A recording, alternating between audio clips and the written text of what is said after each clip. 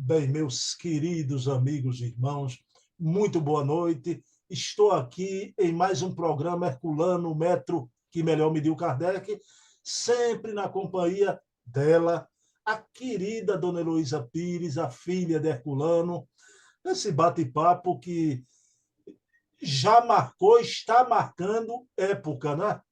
Então, é um momento, um encontro, e Dona Heloísa com esse carisma que contamina a gente, né? Essa alegria de viver, como minha mamãe dizia, que adorava e adora ainda o riso de Dona Heloísa, a risada de Dona Heloísa, não é?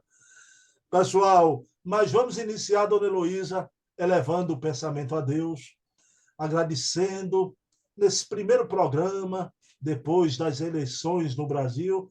Pedimos aqui, nesse momento, que Deus ampare o Brasil, proteja o Brasil, que Ismael, seu guia espiritual, tenha um olhar especial sobre essa grande nação, a terra da fraternidade, o país do Cruzeiro, esta terra em que se plantando tudo dá, não apenas riquezas materiais, mas a riqueza espiritual, por exemplo, como a doutrina espírita, que aqui chegou, foi plantada, e dela surgiu uma grande árvore, que hoje é esse movimento espírita. Então, obrigado ao Brasil, o Brasil na matéria e o Brasil mais além, o Brasil do plano espiritual, onde Herculano e Dona Virgínia se encontram. Então, pedindo permissão a Jesus, a quem tudo devemos, iniciamos a nossa reunião da noite de hoje.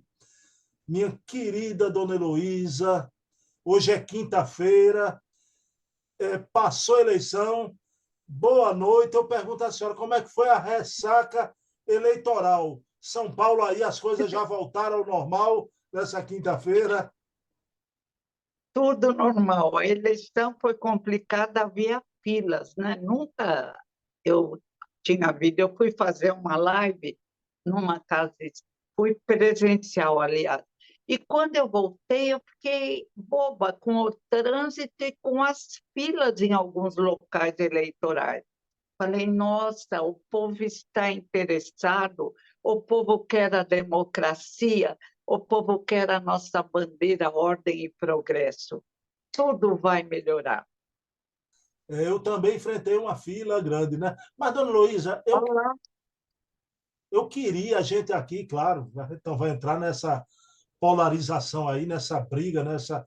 Mas eu queria saber uma coisa da senhora, que eu acho que nunca perguntaram para a senhora, eu vou perguntar, né? Como era Herculano dia de eleição? Ele saía para votação sozinho ou iam os dois, com Dona Virgínia de mãos Iam dadas? os dois queridos iam, votavam, voltavam felizes, os dois eram muito alegres. Meu pai era uma constante. Minha mãe se preocupava, às vezes, com os filhos, com os irmãos, com os vizinhos, com os que frequentavam o centro. E o pai não, entregava todo mundo a Deus e ficava tranquilo. Bom, a gente tá, foi semana da eleição, primeiro turno, mas, Dona Luísa, também foi a semana, na segunda-feira, foi o 3 de outubro, a data de nascimento de Allan Kardec, não é?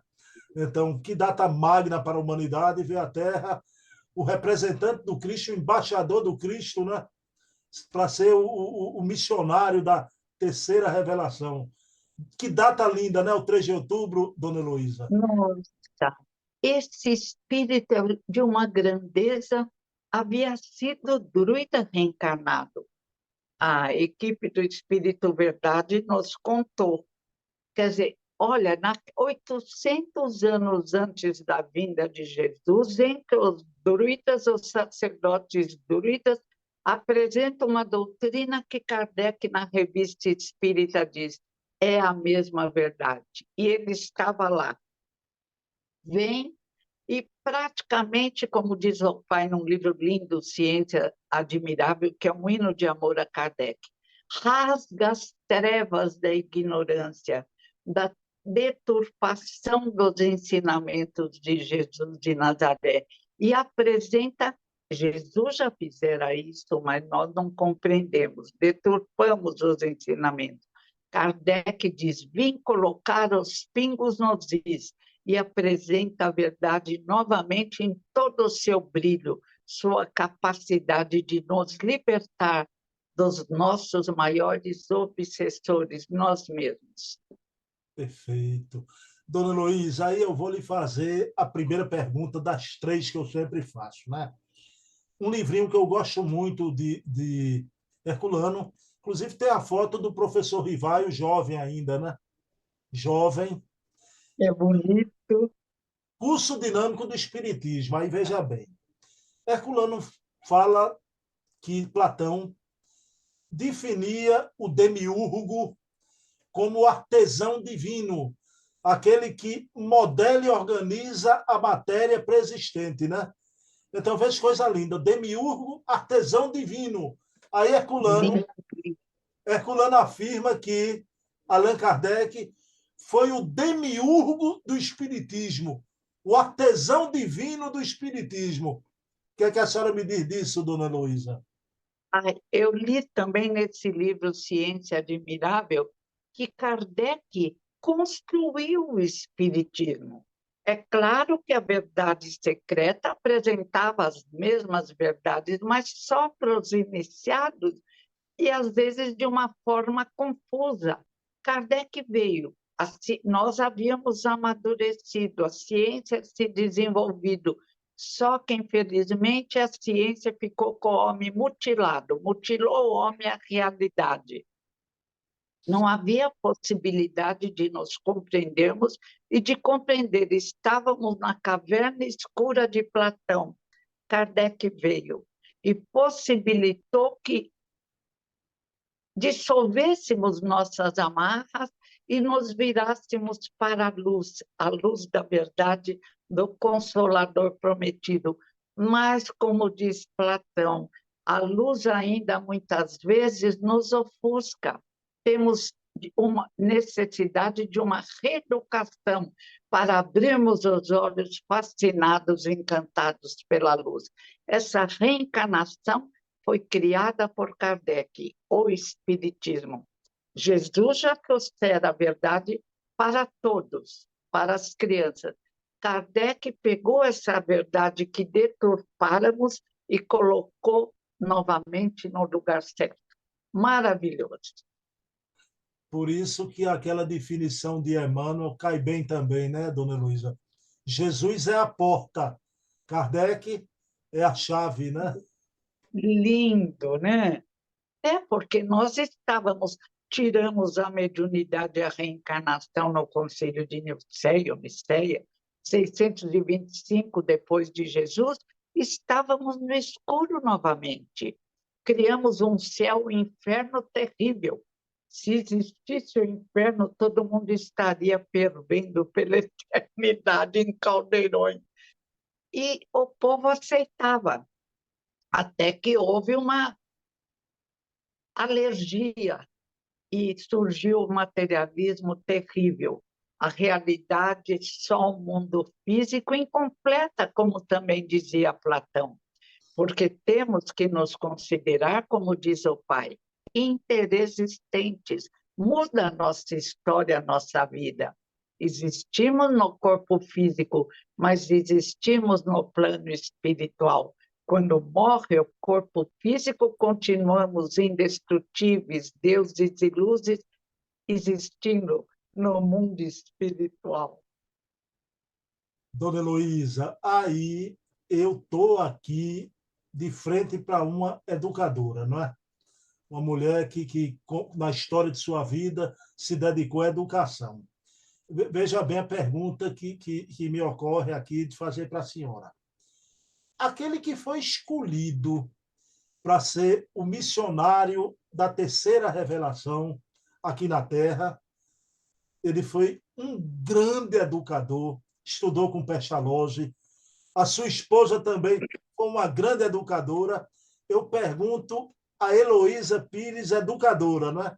Dona Heloísa, era importante esse homem que veio trazer aqui, sistematizar a mensagem dos espíritos na Terra. que ele fosse um educador?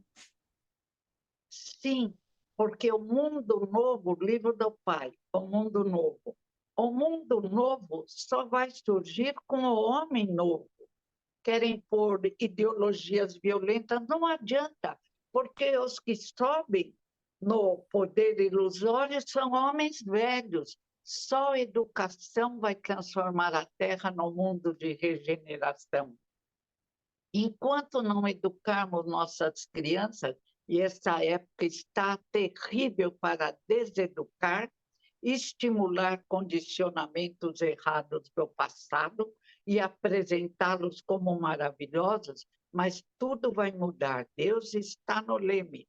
As experiências temos o direito de fazê-las até o limite. E a educação é que desenvolve em nós projetos divinos, as virtudes, as leis morais que Deus colocou alegoricamente na nossa mente extrafísica. Reencarnados, precisamos livre o cérebro que se transforma, que não é espírito, e repete Kardec, de neurocientistas dos Estados Unidos, coordenados por Dr. Norman Dodd.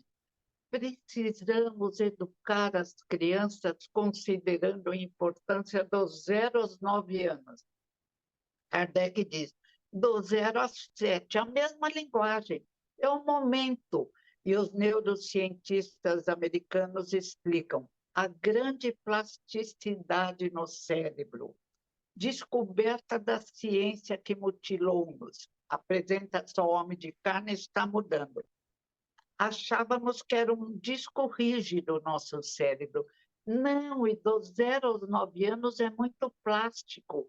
Então, é indispensável, diz o Dr. Norman Dodd, a educação moral, a estimulação moral, para que se desenhe, palavras dele, mapas iluminados que conseguem ajudar o indivíduo a se expressar na luz. É lindo esse livro. Conta o caso de uma menina que só tem um hemisfério do cérebro. Ela enfrenta dificuldades e aos 23 anos o Dr. Barrita, professor universitário nos Estados Unidos, neurocientista, descobre com aparelhos poderosos que ela só tinha um hemisfério, no outro só uma faixa escura. O que seria dessa menina? Ele não fala em espiritismo, mas a linguagem lembra. Só que eles nunca explicam de onde vem o pensamento, não dá. O que seria dessa menina se não fosse um espírito com uma força maravilhosa, uma coragem incrível e apoiada por uma família? Ela tem uma vida normal. Namora, vai ao cinema, trabalha, só alguns probleminhas, uma perna meio adormecida, mas quem não tem problemas? A gente se desenvolve numa área da inteligência e pode ter dificuldade grande na outra. A nossa sociedade exige alguns comportamentos, consumismo, apego ao dinheiro. Numa sociedade que considera a pintura mais importante, vão aparecer os que pintam. Mas a nossa sociedade tem que entender que o valor é educação moral.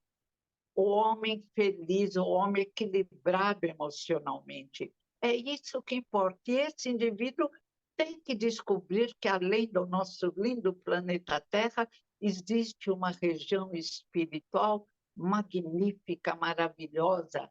Trilhões de planetas nos esperam. Nossa, a gente tem que viver sorrindo. Ô, dona Heloísa, Kardec dizia de uma forma tão bela, né?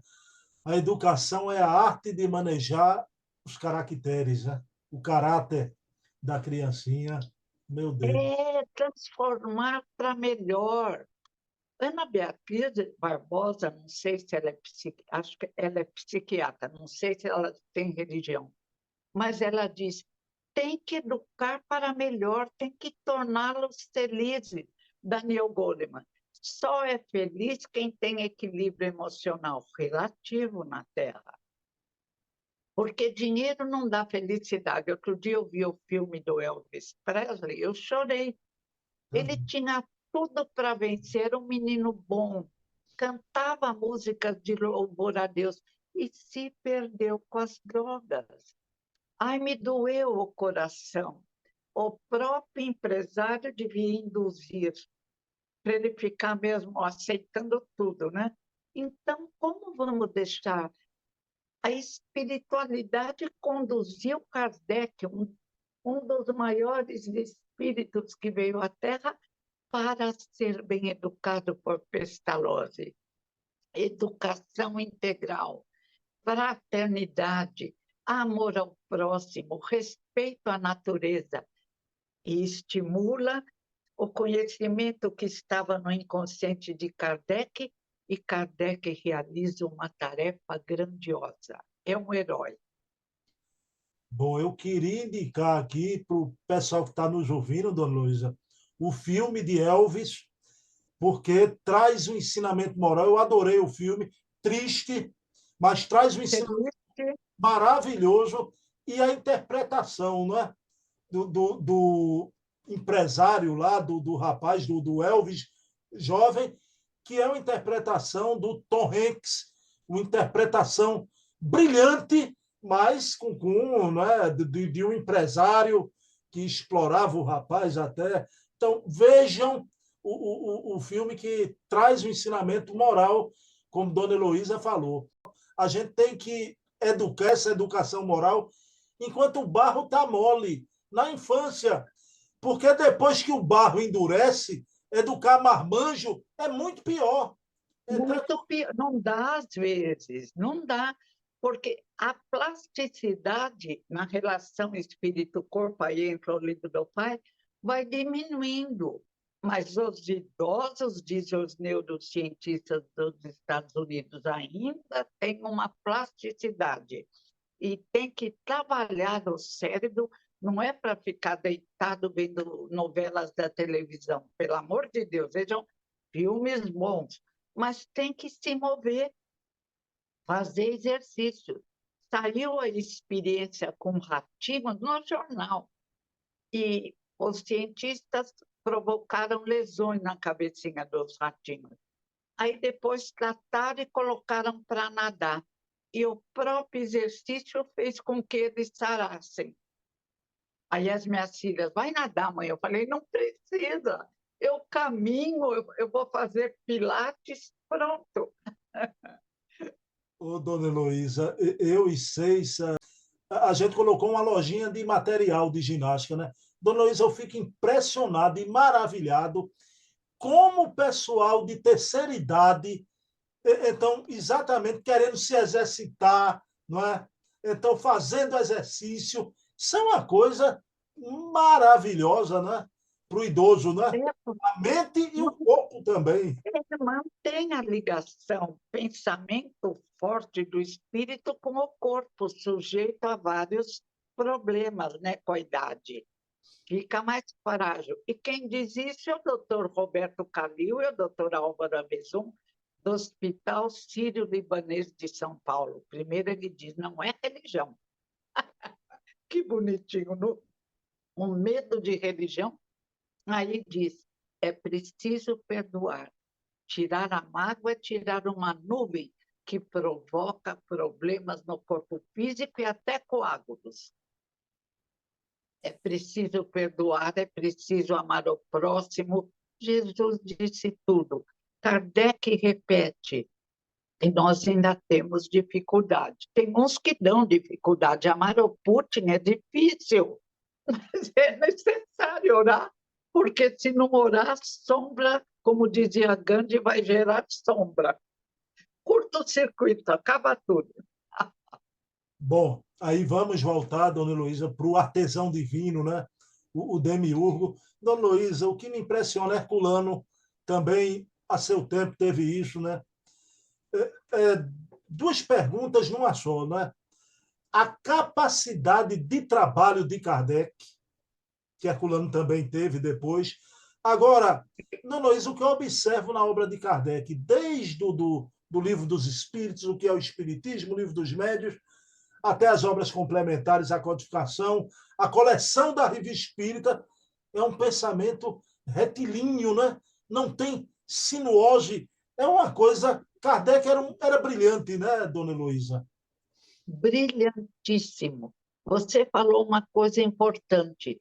Você lê um livro de Kardec e consegue encontrar a mesma verdade em todos. E como é lindo, realmente você falou, é como uma linha brilhante que apresenta tudo o que é necessário para nós, sem contradição e sem ideias ilógicas. E a capacidade de trabalho não só vem com esses espíritos fortes, missionários, mas também da ajuda espiritual que eles mereceram, principalmente Kardec, que o pai falava. Ele se considerava discípulo de Kardec de Jesus. E ele dizia que Kardec não podia ser atualizado, corrigido, que tratassem de se atualizar em Kardec aqueles que não o entenderam.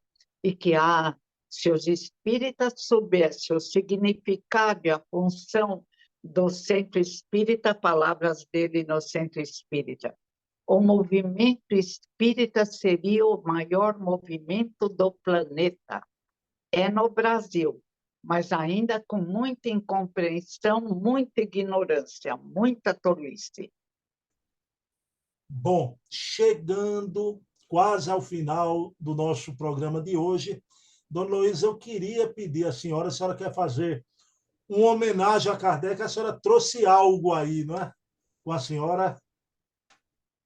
O doutor Urbano de Assis Xavier era médium, dentista e matão, tinha vergonha da mediunidade, foi pedir auxílio a Caibar Schuttel, que o orientou no espiritismo, ele se desenvolveu, ficou maravilhoso. E no primeiro congresso de Marília, na abertura do primeiro congresso espírita da Alta Paulista e Marília, em maio de 1946, ele disse: se Kardec não houvesse fundado, desenvolvido e propagado a ciência espírita, pela qual deu sua vida e seu gênio, nossa cultura não passaria de um ciscar de galinhas na crosta da terra.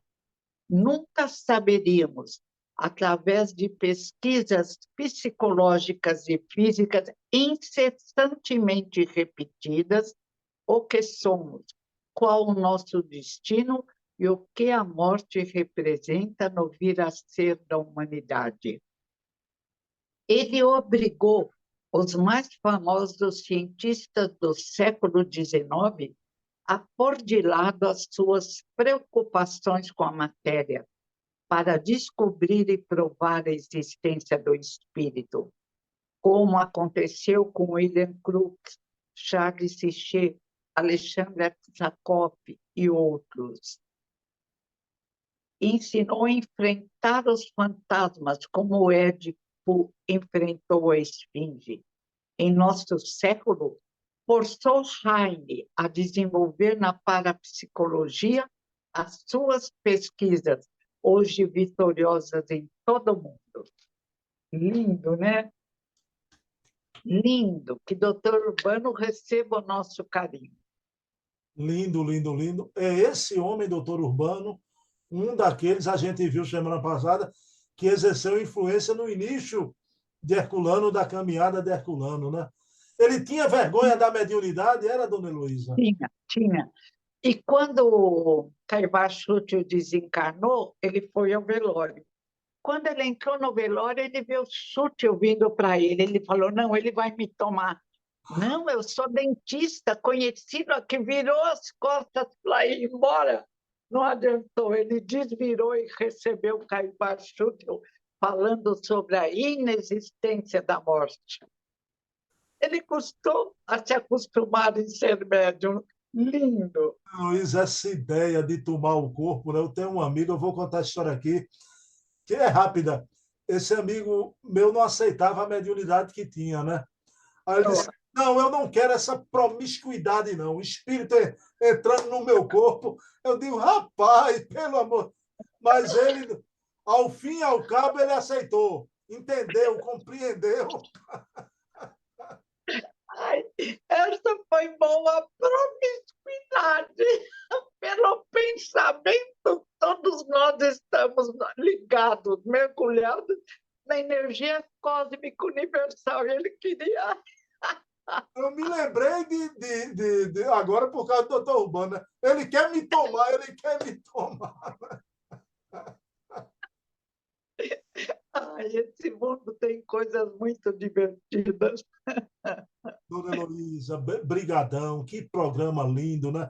E a gente tem nesse mês de outubro, né, mais 3 programas, enquanto esse pessoal aí vai se engalfinhar por conta de eleição, Herculano está aqui abraçando a todos nós com a sua mensagem, a sua obra, né? E vamos orar pelo Brasil, mas nesse momento vamos orar em homenagem a ti, Allan Kardec. Tu que foste esse artesão divino e que nos deixaste a tua herança, que é a tua obra de luz, a codificação espírita, o Pentateuco kardeciano e demais obras, que possamos merecer essa dádiva e esse legado que nos deixaste. E onde estiveres nos planos de luz, te agradecemos, Allan Kardec. E aqui esse programa foi um preito de gratidão e afeto de todos nós, da filha de Herculano, com certeza de Herculano, a ti, mestre querido, o mestre de Lyon, o demiurgo do Espiritismo. Paz e bem, que Jesus amanheça em nossos corações. Um beijo na alma de todos. Pessoal, Dona Heloísa, semana que vem estaremos aqui na mesma Herculano Hora. E agora, nesse finzinho, pedindo permissão à Dona Heloísa, eu vou fazer, além de Kardec, como eu sempre faço, eu quero dedicar esse programa de hoje à minha mamãe, Eva, que hoje habita o plano espiritual. Mãinha, um beijo, estou com saudade, mas fique na paz. Um beijo do seu filho que não a esquece e não vai esquecer jamais. Jamais. Vocês estão ligados há séculos e continuarão. Ô, dona Eva, parabéns. Parabéns, beijos e parabéns pela educação do seu filho. Parabéns. E Dona Heloísa, um abraço. Estaremos aqui sem falar em eleição, só falando sobre Herculano. Falamos sobre o Brasil, que é um país lindo, pátria do Evangelho. O Brasil, a gente deseja sucesso para os outros, porque o Brasil já deu certo. Um abraço, Dona Heloísa. Obrigada.